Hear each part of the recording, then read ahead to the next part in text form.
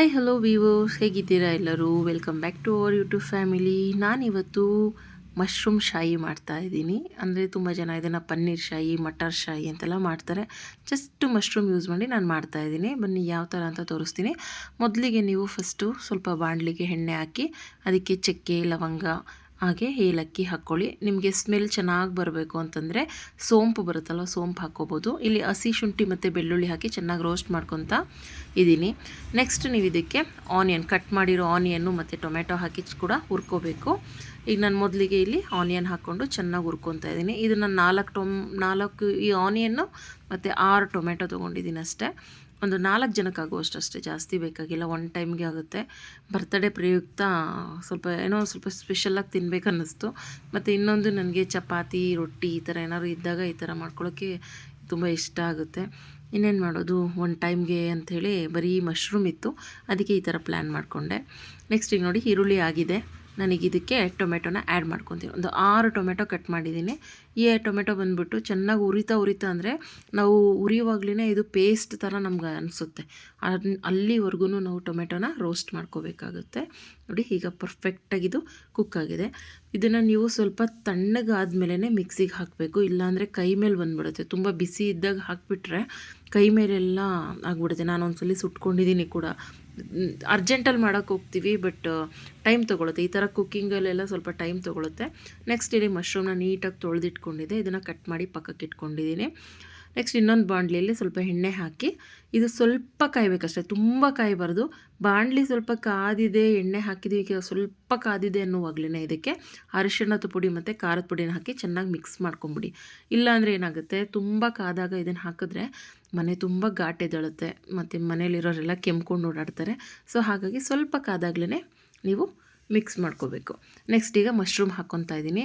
ಇದಕ್ಕೆ ನಿಜವಾಗ್ಲೂ ಬಟಾಣಿ, ಹಸಿ ಬಟಾಣಿ ಮತ್ತು ಪನ್ನೀರ್ ಹಾಕಿದ್ರೆ ಟೇಸ್ಟ್ ಮಾತ್ರ ಸಖತ್ತಾಗಿರುತ್ತೆ.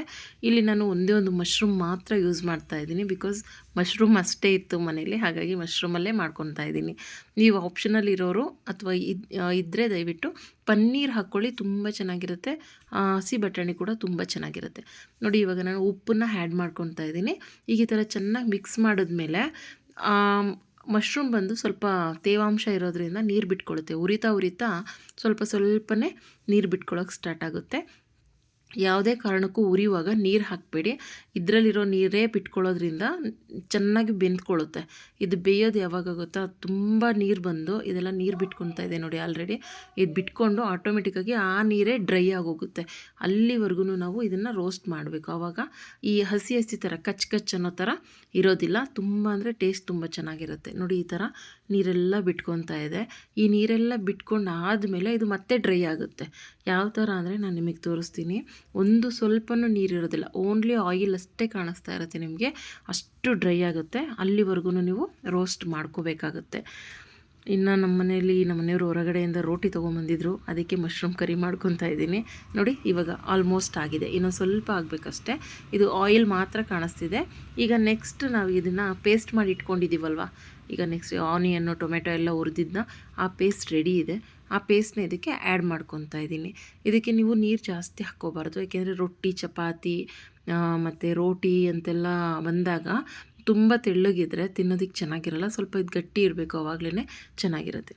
ಸೊ ನೋಡಿ ಇವಾಗ ಪರ್ಫೆಕ್ಟಾಗಿ ಮಿಕ್ಸ್ ಆಗಿದೆ. ನನಗೆ ಸ್ವಲ್ಪ ಬೇಕು ಅಷ್ಟೇ ನೀರು, ಅದಕ್ಕೆ ಸ್ವಲ್ಪ ಮಾತ್ರ ನೀರನ್ನ ಆ್ಯಡ್ ಮಾಡ್ಕೊತಾ ಇದ್ದೀನಿ. ನೋಡಿ ಇವಾಗ ಕರೆಕ್ಟಾಗಿ ಆಗಿದೆ. ಇವಾಗ ಇದಕ್ಕೆ ನೀವು ಬೇಕಾದರೆ ಒಂದು 4-3 ನಿಮಿಷ ಕುದಿಸ್ಬಿಟ್ಟು ಕಸೂರಿ ಮೇಥಿ ಮೇಲ್ಗಡೆ, ಸ್ವಲ್ಪ ಕಸೂರಿ ಮೇಥಿ ಹಾಗೆ ಸ್ವಲ್ಪ ಬೆಣ್ಣೆ ಹಾಕಿದ್ರೆ ತುಂಬ ಅಂದರೆ ತುಂಬ ಚೆನ್ನಾಗಿರುತ್ತೆ. ನಾನಿಲ್ಲಿ ಕೊತ್ತಂಬರಿ ಸೊಪ್ಪು ಯೂಸ್ ಮಾಡ್ತಿಲ್ಲ, ಕಸೂರಿ ಮೇಥಿನೇ ಹಾಕ್ತಾ ಇದ್ದೀನಿ.